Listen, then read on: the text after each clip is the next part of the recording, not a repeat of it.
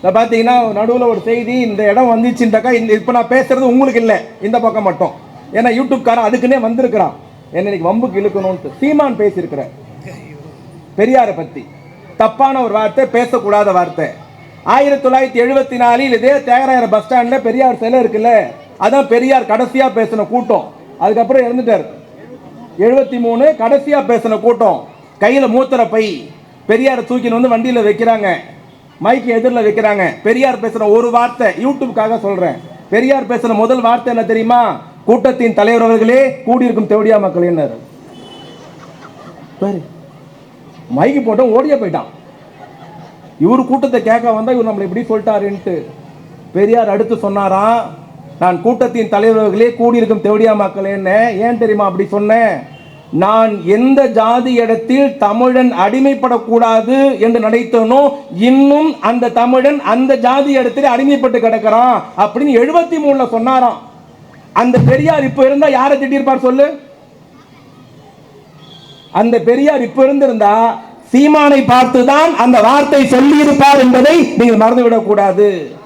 எப்படி நாய் எலும்பு துண்டுக்கு ஆசைப்படுமோ, அதை போல் சீமான் பணத்திற்கு ஆசைப்பட்டு ஆதிக்க சக்தி இடத்திலே, RSS இடத்திலே, பிஜேபி இடத்திலே மண்டியிட்டு பெரியார் விமர்சனம் செய்தால் தான் விளம்பரம் அடையலாம் என்று பெரியாரை நோக்கி சூரியனை பார்த்து நாய் குறைப்பதை போல பெரியாரை பார்த்து சீமான் பேசியிருக்கிறார். எடப்பாடி பழனிசாமி சட்டமன்றத்தில் பேசியிருக்கிறார். பேசிட்டு வெளியே வந்து சொல்லியிருக்காரு. என்ன தெரியுமா சொல்லியிருக்காரு? 2026 அதிமுக ஆட்சியை பிடிக்கும், திமுகவை தோற்கடிப்போம் சொல்லிட்டு சொல்றாரு. ஈரோடு இடைத்தேர்தலை புறக்கணிப்போம், 26 ஆட்சி. நான் கேட்கிறேன், எடப்பாடி பழனிசாமி ஆட்சியை பிடிப்பாரா? சத்தமா சொல்லுக்கா, சத்தமா. இந்த யூடியூப் காரன் காதுல கேட்கற மாதிரி சொல்லு. வாய்ப்பே இல்லை. அதுலயே அந்த பேட்டி கொடுக்க சொல்ல பாரு. நான் ஸ்டாலினை கேட்கிறேன், நான் உதயநிதியை கேட்கிறேன், வீட்டில் தோசை சுடுவார் போல இது. அதுல வரை அவர் பார்த்தீங்கன்னா 24 ஆட்சி. எப்படி ஆட்சி பிடிப்பார் அவரு? இங்க யார் யாரெல்லாம் கரகாட்டக்காரன் படம் பார்த்திருக்கீங்க? எல்லாரும் பார்த்திருக்கோம்ல, அது ஒரு மறக்க முடியாத படம். அந்த கரகாட்டக்காரன் படத்துல ஒரு காமெடி சீன் வரும், ஞாபகம் வந்துச்சா? என்ன காமெடி சீன்னா, ஒரு சிகப்பு கலர் காரை செந்தில கவுண்டர் பண்ணி தள்ளின்னு போவாங்க. வந்துச்சாக்கா? அப்ப ராமராஜன் டென்ஷன் ஆகி கேட்பாரு, அடை என்ன டப்பாக்கார இன்னும் விற்காம வச்சிருக்கீங்க, அது தள்ளி விடுங்கன்னு. என்ன தம்பி இப்படி சொல்லிட்டீங்க, இந்த காரை யார் யார் வச்சிருந்தா தெரியுமான்னு கவுண்டர்மணி பட்டியல் போட்டு சொல்லி கடைசியா சொல்லுவாரு, இந்த காரை கவர்ச்சி நடிகை சொப்பன சுந்தரி வச்சிருந்ததுன்னு. செந்தில் காதுல போய் கேட்பாரு, இப்போ சொப்பன சுந்தரி யார் வச்சுனுக்கிறான்ட்டு.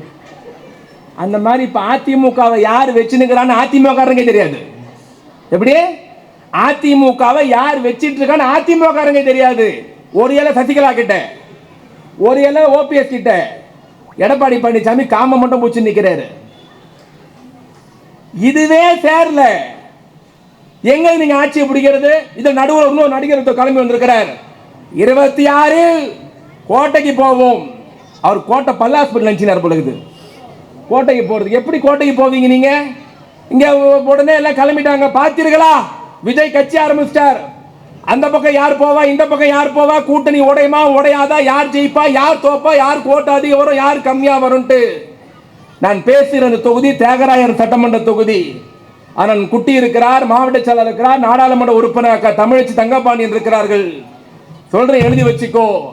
எப்படி 2021 திமுக வெற்றி பெற்றதோ, அதே போல் 2026 தியாகராயர் தொகுதியில் உதயசூரியன் ஒளிப்பதை எந்த கொம்பனாலும் தடுக்க முடியாது என்பதை மறந்துவிடக் கூடாது. சாதாரண நினைக்கிறியா? விஜய் ஒன்னா கைட்டு வரா? நடிகர் விஜய் கட்சி ஆரம்பிச்சார், எனக்கு அவரை பங்காளி சண்டையா? பொண்ணு எடுத்து பொண்ணு கொடுத்தோமா? அதுக்கு அவர் யாருன்னே தெரியாது. ஆனா விஜய் கட்சி ஆரம்பிச்சு என்ன சொன்னார்? திமுக தாக்கி பேசினார். ஒரு மாசத்துக்கு முன்னாடி மழை, சென்னையில புயல் வரும்னா, மகாபலிபுரத்தில் கரையை கடப்போம்னா, இங்க இருக்கிற MLA MP ஊருடா சுத்துறாங்க, கார்பரேஷன் கவுன்சிலர் ஏழுமலை மணி அண்ணன் ஜானகிராமன் ராஜா எல்லாம் போய் மண்டபத்தை புடி, இட்லியை புடி, அரிசியாக்கு பிரெட்டா புடி, பெட்ஷீட்டை புடி எல்லாம் ரெடி பண்ணி வச்சிருந்தாங்க. ஆனா மோசமான புயல், அது சென்னைக்கே வரல. பாண்டிச்சேரியில் போய் 2 நாள் ரெஸ்ட் எடுத்துட்டு கடலூருக்கு போயிடுச்சு. கட்சி ஆரம்பிச்சு திமுகவை திட்டிட்டு இந்த 6 மாவட்டத்துக்கு போயிருக்கணுமா இல்லையா? நடிகர் எங்க போனார்? கடலூர் போனாரா? விழுப்புரம் போனாரா? தருமபுரி போனாரா? கிருஷ்ணகிரி போனாரா? ஏன் உங்க கால் சேர்ல நடக்காதா? உங்க வண்டி டயர் மழைத்தல்ல போவாதா? பாதிக்கப்பட்ட மக்களுக்கு ஒரு ஆறுதல், ஒரு கிலோ அரிசி, ஒருவேளை சாப்பாடு, ஒரு புடவை, ஒரு வேட்டி நீங்க கொடுத்தீங்களா?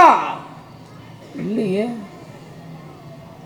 6 மாவட்டங்கள் பாதிக்கப்பட்டு லட்சக்கணக்கான மக்கள் மழையிலும் வெள்ளத்திலையும் துயர்ல பாதிக்கப்பட்டிருக்கிறார்கள். மக்களை சந்திக்க வக்கு இல்லாமல் கோவாக்கு நடிகையின் கல்யாணத்துக்கு போகிறார் ஒரு நடிகர்னா, இவர் தான் நாட்டு மக்களை காப்பாற்ற போறாரா? கோவாக்கு போக தெரிஞ்சவருக்கு, ஒரு நடிகையின் கல்யாணத்துக்கு போக தெரிஞ்சவருக்கு கடலூர் போக தெரியாதா? விழுப்புரம் போக தெரியாதா? ஐயா நீ கடலூர் போவேனா, விழுப்புரம் போவேனா, தருமபுரி போவேனா, கிருஷ்ணகிரி போவேண்டாம். சென்னையில புயல் வரும்னா மழை விழுப்புரத்துல பெய்யுது, திருவண்ணாமலை மலை மீது இருந்த பாறை உருண்டு ஒரு வீட்டுக்கு மேல விழுந்துருச்சு. அந்த வீட்டுக்குள்ள இருந்த 5 குழந்தைங்க, 6 வயசு, 7 வயசு, 8 வயசு, 9 வயசு, 10 வயசு, 5 குழந்தைங்க அப்படியே நசுங்கி செத்து போச்சு. அவங்க உயிரோடு இருக்கிறாங்களா இல்லையான்னு யாருக்கும் தெரியல. மீட்பு பணி 18 மணி நேரம் ஆச்சு. மழை பெஞ்சிக்கிட்டே இருக்கு, மண்ணு சரிஞ்சுக்கிட்டே இருக்கு. 18 மணி நேரம் உயிரோடு இருக்காங்களா தெரியல. ஆனா மீட்பு பணி நடக்குது.